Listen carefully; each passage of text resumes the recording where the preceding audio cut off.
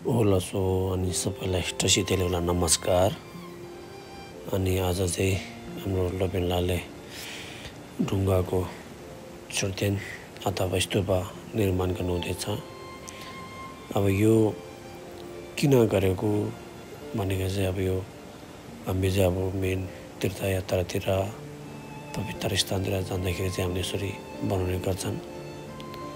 यो अनि बनाउने कारण के हो भन्दाखेरि चाहिँ अब हामी यस्तो पवित्र स्थानतिर जाँदाखेरि चाहिँ अब हामीले छोर्तेन बनाउनेको एउटा पहिलादेखि एउटा चलन थियो। अब हामीले सबैमा अब मेन हामीले छोर्तेन बनाउन नसक्यो भने एउटा ढुङ्गाको यसरी छोर्तेन बनाइदियो भने धेरै फाइदा छ भन्छन्।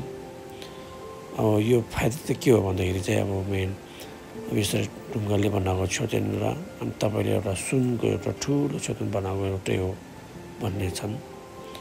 अब तपाईँले यो छोर्तेन बनाएको चाहिँ अझै के देखाउँछ भने चाहिँ अहिले अब शील समाधि प्रज्ञा तिनवटा पनि देखाउँछन्। शील चाहिँ कसरी देखाउँछ भनेदेखि चाहिँ तपाईँले अब यो छोर्तेन बनाउनलाई अलग अलग ठाउँबाट खोजेर एउटै भाग भएको मिलाएको त्यो ल्याएर आउनुपर्ने हुन्छ।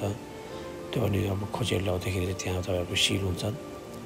समाधि चाहिँ कसरी हुन्छ भन्दाखेरि चाहिँ अब तपाईँले यो मिलाउँदाखेरि अब एकदम समाजलाई मिलाउनु पर्ने हुन्छ। अब मिलेन भने लड्छ झर्छ अनि एकदम माथि ठुलो सानो मिलाउनु पर्ने त्यो समाधि हुन्छ। अनि प्रज्ञा चाहिँ कस्तो हुन्छ भने चाहिँ प्रज्ञा चाहिँ अब यो शील र समाधि भएको कारणले चाहिँ तपाईँको अन्तिममा यो मिल्दाखेरि चाहिँ त्यो प्रज्ञा त्यो जन्माउँछन्। अब यसरी जन्माउँछन्।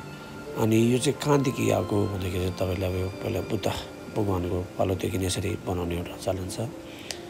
अनि हामीहरू चाहिँ अब यस्तरी तीर्थयात्रा जाँदाखेरि र अनि पवित्र स्थानतिर जाँदाखेरि चाहिँ हामीले यसरी बनाउने गर्छन्। अनि तपाईँहरू नि पछि यसरी अब तीर्थयात्रा अथवा पवित्र स्थानतिर यसरी जानुभएको छ भने तपाईँहरू पनि यसरी बनाउनुहोस् हो।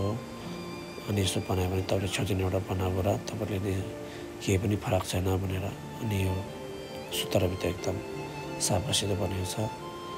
अनि यो तपाईँले यति भन्दै म यहाँबाट टुङ्गाउँछु। अनि अन्तिममा तपाईँले यसमा चाहिँ के छ भने चाहिँ मलम गर्नुपर्ने चाहिँ एकदम जरुरी छ। लसो थ्याङ्क यू टु